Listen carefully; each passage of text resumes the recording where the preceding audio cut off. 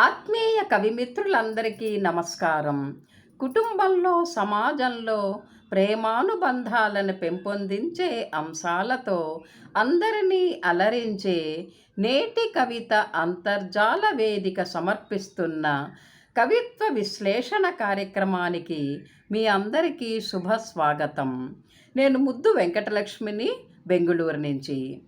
గత వారం సమూహంలో ఇవ్వబడిన ఆత్మీయతాలతలు అనే అంశానికి వచ్చిన కవితల్లోంచి సమూహ సలహాదారులు, కవి, విమర్శకులు అయిన శ్రీ దాస్యం సేనాధిపతి గారు ఎంపిక చేసిన అత్యుత్తమ కవితల విశ్లేషణ చేయబోతున్నాను. ఈ చరాచర విశ్వంలో మమతానురాగాలతో అల్లుకుపోయే ఆత్మీయత వల్లే సకల జీవుల మనుగడ కొనసాగుతుంది. సున్నిత హృదయులైన మన కవిమిత్రులు ఈ విషయంలో తమ భావాలను, స్పందనలను కవితాత్మకంగా ఎలా తెలియజేశారో చూద్దాం. మద్దెల సరోజన గారు శ్రేష్టమైన మానవ జన్మకు సార్థకత చేకూరాలంటే అసలు మనిషి అలవర్చుకోవలసిన సద్గుణాలను చాలా బాగా చిత్రించారు. దయాగుణాన్ని కలిగి ఉండి అందరి పట్ల ప్రేమతో మెలుగుతూ ఆత్మీయతను పెంచుతూ నలుగురి కోసం మహావృక్షంలా నిలబడాలంటారు కవయిత్రి. సహాయ సహకారాలను కేవలం మాటల్లోనే కాకుండా చేతల్లో కూడా చూపిస్తూ సమాజానికి స్ఫూర్తిదాతగా నిలవాలని ఆమె ఇచ్చిన సందేశం ఎంతో బాగుంది. అంశానికి దీటుగా యద కలశం, మమతల సుగంధాలు, సమభావ సిరి అనే రూపకాలంకార పదాలు కవితలో చక్కగా అమిరాయి. పి విద్యాసాగర్ రెడ్డి గారు అనురాగవల్లరి అనే శీర్షికతో వ్రాస్తూ జీవితమంతా అల్లుకునే ఆత్మీయత ఆనందాన్ని, భావి జీవితానికి భరోసాను ఇస్తుందంటారు. నట్టింట్లో కోట్ల సంపద ఉన్నా ఆత్మీయులు లేకపోతే జీవన్మరణ పోరాటమే అంటారు. అనురాగాన్ని ఎదుటివారి నుంచి ఆశించడమే కాదు, మనం వారిపై కూడా ప్రేమ కనబరిస్తే మన మనస్సు తెలియని ఉల్లాసకర అనుభూతిని పొందుతుందంటారు. అశాశ్వతమైన జీవన పయనంలో మనకు మిగిలేది ఆత్మీయతల అనుబంధం కలిగించే పరవశమే అన్న ఆయన మాటల్లో ఎంతో వాస్తవముంది.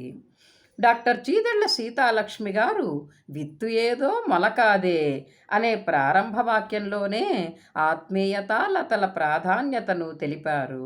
పెనవేసుకున్న బంధాలతో జీవితంలో సంతోషాల హరివిల్లులు వెల్లివిరుస్తాయంటారు.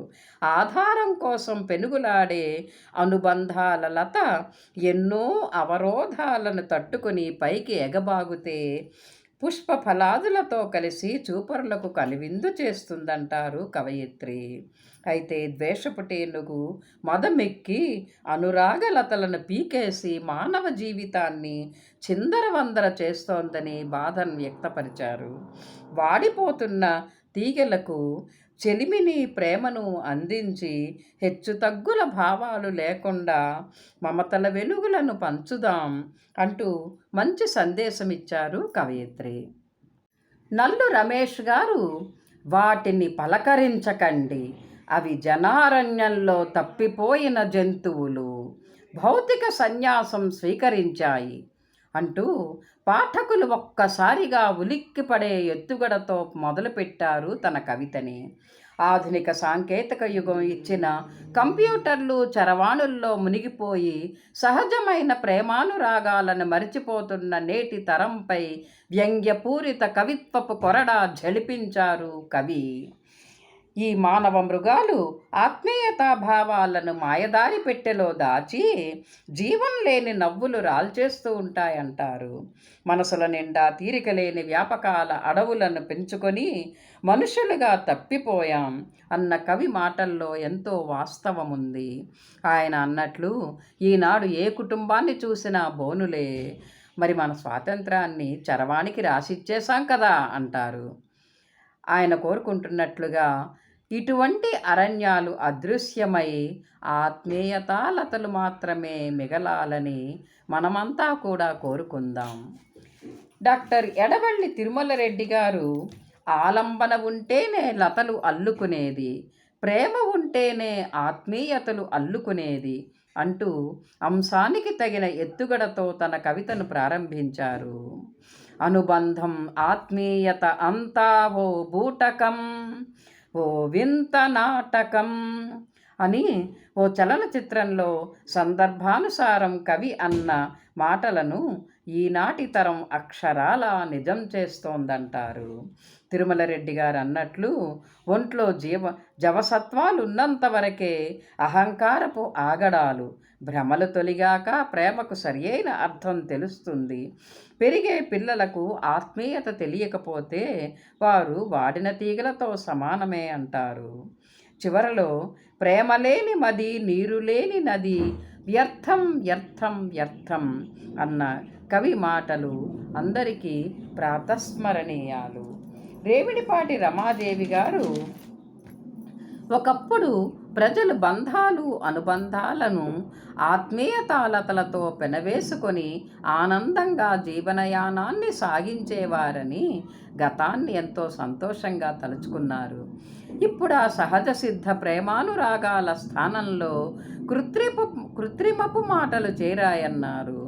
యువత అరాచకాల దిశలో పయనిస్తున్నారన్నారు.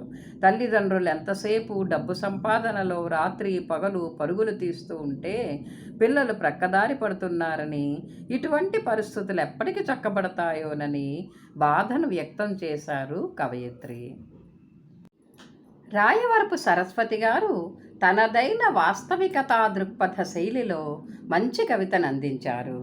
మన చుట్టూ ఎన్నో బంధాలుంటాయి కానీ మన అనే భావన వారిలో లేకపోతే ఎన్ని బంధాలున్నా వృధాయే కదా అనే ఎత్తుగడ పంక్తుల్లోనే ఆమె కవిత సారాంశమంతా ఇమిడి ఉంది. ఆమె అన్నట్లు ఏ పనినైనా బాధ్యతగా తీసుకుంటే సులభమవుతుంది. నాకెందుకులే అనుకుంటే ఆ పనే కాదు, జీవితమే బరువైపోతుంది. పని ఉన్నప్పుడు కాదు, పనిగట్టుకొని మరీ పక్క వాళ్ళని పలకరించాలంటారు కవయిత్రి. మనుషులు చనిపోయాక కాదు, బ్రతికుండగానే వాళ్ళ పట్ల ఆత్మీయత ప్రకటించాలంటారు. అహంభావి ఒంటరితో సమానం, మనం అని భావించే వారికి అందరూ ఆత్మీయులే అంటారు. ఆత్మీయత లతలను అల్లుకునే నైపుణ్యాలను ప్రబోధించే ఈ కవితలోని ప్రతి పంక్తి ఉల్లేఖనీయమే. లక్ష్మీ మదన్ గారు అంటారు, శారీరకంగా మానసికంగా బాధల అగాధంలో చిక్కుకున్న వారికి ఆత్మీయత అనే ఆధారం దొరికితే వారు జీవితంలో నిలదొక్కుంటారు. మానవత్వపు మమకారాల తీగలు హృదయాలలో పెనవేసుకుంటూ అసలు ఈ భూమిపై దుఃఖార్తులే ఉండరు. నిజమే, ఆమె అన్న మాటల్లో ఎంతో సత్యముంది. అంతేకాదు, కారుణ్యపు జాడల తడి మదిలో చేరితే మానవాళి మనుగడ హరితవనమే అంటూ ఆమె చెప్పిన కొసమెరుపు మాటలు అందరికీ నిత్యస్మరణీయాలు. ఉరిమళ్ళ సునంద గారు ఆత్మీయతాలోతులు అనే శీర్షికతో కంటికి కనిపించకుండా మన శరీరాలను అల్లుకుపోయే అనురాగ బంధాన్ని బాగా వర్ణించారు. కాలానికి విభిన్న ఋతువులుంటాయి కానీ కలిసిమెలిసి జీవించే వారి బ్రతుకులు మల్లె మాలతీల్లా పెనవేసుకుపోయే ఆత్మీయతాలతలే, మనసుకు స్పష్టంగా గోచరించే మాటల దర్పణాలే అంటారు. ప్రాణాన్ని పణంగా పెట్టి గంధపు చెక్కల సువాసనలు వెదజల్లుతూ జీవితాంతం మదిపందిరి వీడని అనుబంధపు ప్రేమలతలవి అంటూ మంచి పోలిక చెప్పారు. అటువంటి స్వచ్ఛమైన ప్రేమ మనలో ఉంటే పూరిగిడుసులో ఉన్న అద్దాల మేడలో ఉన్న ధన్యులమే అని కవయిత్రి చెప్పిన మాటలు నిజంగా సత్యాలు.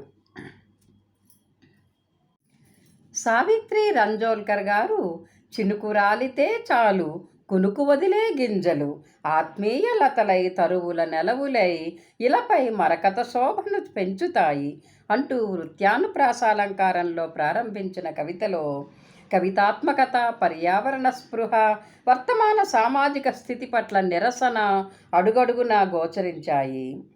వృక్షాలు తాము ఎదుగుతూ సకల జీవజాతికి ఆధారమై పరోపకారార్థమిదం శరీరం అనే భావనకు తార్కాణంగా ఉంటే ఎన్నో తెలివితేటలున్న మనుషులం మాత్రం పరోపకారం అన్న మాటకే తావీయకుండా ప్రకృతిని నాశనం చేసేస్తున్నామని నిరసన వ్యక్తం చేశారు.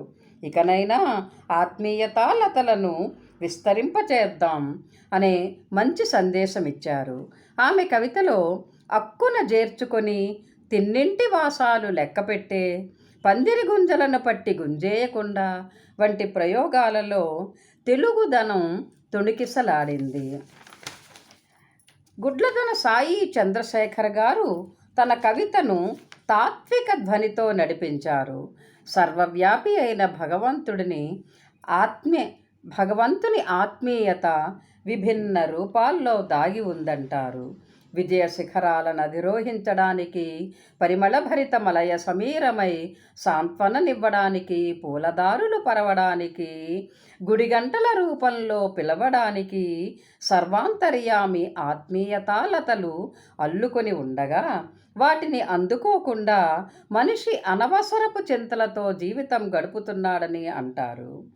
ప్రేమానుబంధాల బ్రతుకు ఆనందమయమని అన్యాపదేశంగా ఉత్తమ సందేశమిచ్చారు కవి. నెల్లూరు వెంకటలక్ష్మి గారు తనదైన విలక్షణమైన శైలిలో ఎన్ని గింజలు వేసినా, ఎంత ప్రేమ కురిపించినా పంజరంలోని చిలుక నవ్వమంటే నవ్వుతుందా అనే ఆసక్తికరమైన ఆలోచనాత్మకమైన ఎత్తుగడతో తన కవితను ప్రారంభించారు. ప్రకృతిలో స్వేచ్ఛగా ఎగిరే పక్షి తన రెక్కల సవ్వడిలో సంగీతాన్ని వినిపించగలదని, తోటలోని మొగ్గలను ఎదగనిస్తే పువ్వులై పరిమళాలను వెదజల్లుతాయని, అలాగే అపురూపమైన అనుబంధాలు ఆత్మీయతలను కూడా పెంచుకుంటే పెంపొందుతాయని మనస్సుకు హత్తుకునేలా చెప్పారు కవయిత్రి. చింతల కమల గారు కాలం ఎప్పుడూ ఒకేలా ఉండదు అన్న మొదటి పంక్తిలోనే నాటికి నేటికి అనుబంధాల్లో వచ్చిన వ్యత్యాసాన్ని తెలియజేశారు. కాలంతో పాటు మనుషులు మారారు. ఇంటా బయట ఆప్యాయతలు, అనురాగాలు మరచిన నేటి తరుణంలో ఆత్మీయతాలతలు ఎక్కడివి అని ప్రశ్నిస్తారు కవయిత్రి. ప్రస్తుత కాలంలో మోసం అనే ఆభరణాన్ని ధరించిన వారే ఎక్కువగా కనిపిస్తున్నారు. కష్టసుఖాలను పంచుకోవడానికి నా వారంటూ ఉన్నా నమ్మలేని పరిస్థితిలో ఉన్నామంటారు. ద్రాక్ష తీగలు తల్లివేరు నుండి వేరు చేయబడ్డా మళ్ళీ మళ్ళీ ఏపుగా పెరుగుతూ అల్లుకుపోతూ తమ ఆత్మీయతను చాటుకుంటాయి. అంత ఓపిక ఈనాటి కుటుంబాల్లో ఎవరికుంది అంటారు కవయిత్రి. ఆమె అన్యాపదేశంగా తన సందేశంలో చెప్పినట్టు ద్రాక్ష తీగలకున్న సమైక్యతా భావం మనలో కూడా ఉంటే బాగుంటుంది. ఆకుమళ్ళ కృష్ణదాస్ గారు మమతల కొలను అనే శీర్షికతో బంధాలు, అనుబంధాలు, సుమగంధాలు, అన్నిటినీ మించి రుణానుబంధాలు అనే ఎత్తుగడతో మనకు జీవితంలో వ్యక్తిగతంగా, సామాజికంగా లభించే వివిధ ఆత్మీయతా ఫలాలను ఆహ్లాదకరంగా చిత్రించారు.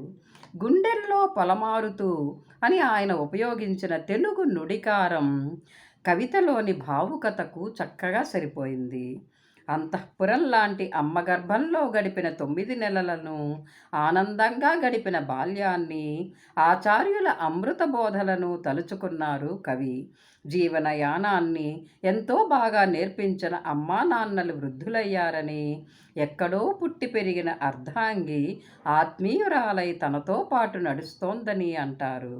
చెట్టు మీది కాయ సంద్రంలోని ఉప్పు ఊరగాయగా మారి రుచులందిస్తోందని, రైతన్న అందరి ఆకలి తీరుస్తున్నాడని, అలసి ఇంటికొచ్చిన మనసుకు సంతానం సంతోషాన్ని కలిగిస్తారని అంటారు. ఇలా మనసు పెట్టి ఆలోచిస్తే ఎన్నో ఆత్మీయతాలతలు మనను చుట్టుకుని ఉన్నాయి అంటూ కవితా శిల్పాన్ని ఎంతో చాకచక్యంగా తీర్చిదిద్దారు కవి. వనజా కృష్ణంరాజు గారు తరతరాల అల్లికలు అనే సరియైన శీర్షికతో తాత ముత్తాతల నుండి ఆత్మీయత అల్లికలు మనను అంటిపెట్టుకుని ఉన్నాయంటారు. మన కులగోత్రాలు, సంస్కృతి, సాంప్రదాయాలు వీటిని తలుచుకుంటే ఆనందంగా ఉంటుందంటారు. నవనాగరికత పేరుతో బంధాలు, అనుబంధాలు భ్రష్టు పడుతున్నాయని, సమయాభావం చేత నవతరం ఆత్మీయతాలతలను దాటవేస్తున్నారని ఆవేదన వ్యక్తపరిచారు. అయినా అపురూపమైన ఆత్మీయతతో కూడిన జీవన మాధుర్యాన్ని పిల్లలకు అందించి వారితో పాటు పచ్చని పందిరి కింద ప్రశాంతంగా గడపాలని మనసారా కోరుకుందాం అంటూ ఆశాభావాన్ని కూడా ప్రకటించారు కవయిత్రి. తుంబూరు జగన్మోహన్ గారు జీవన మాధుర్యపు పరిమళాలు అనే శీర్షిక కింద వ్రాస్తూ జీవితంలో మమతానురాగాల ఆవశ్యకతను చాటి చెప్పారు. ఈనాటి సమాజంలో వ్యాపిస్తున్న అవాంఛనీయ పరిస్థితులను తూర్పారబట్టారు. అంతర్జాలంలో మితిమీరిన ప్రేమలు ప్రత్యక్షంలో మూగబోతున్నాయని, ఆహ్వానాలన్నీ ఆన్లైన్లోనే అయితే ఆత్మీయ ఆలింగనాలకు చోటెక్కడని, విస్తరి నిండా విందు భోజనం ఉన్నా ప్రేమతో తినమని చెప్పే ఆప్యాయత కరువైందని అంటారు. విశాలమైన గదుల్లో గుండె గదులు మాత్రం ఇరుకే అంటున్నారు. చివరగా మనుషులందరూ స్వచ్ఛమైన మనసులతో, ఆప్యాయత నిండిన పలకరింపులతో మసలుకుంటే ప్రతి ఇల్లు హరివిల్లై విరిసి కనువిందు చేస్తుంది కదా అని ఉత్తమ సందేశమిచ్చారు కవి. ఇంత చక్కటి కవితల విశ్లేషణ చేసే సదవకాశాన్ని నాకు ఇచ్చినటువంటి గురువర్యులు శ్రీ సేనాధిపతి గారికి, సమూహ అడ్మిన్ శ్రీ లక్ష్మయ్య గారికి నా హృదయపూర్వక కృతజ్ఞతలు తెలుపుకుంటున్నాను. కవిమిత్రులందరికీ శుభాభినందనలు. స్వస్తి.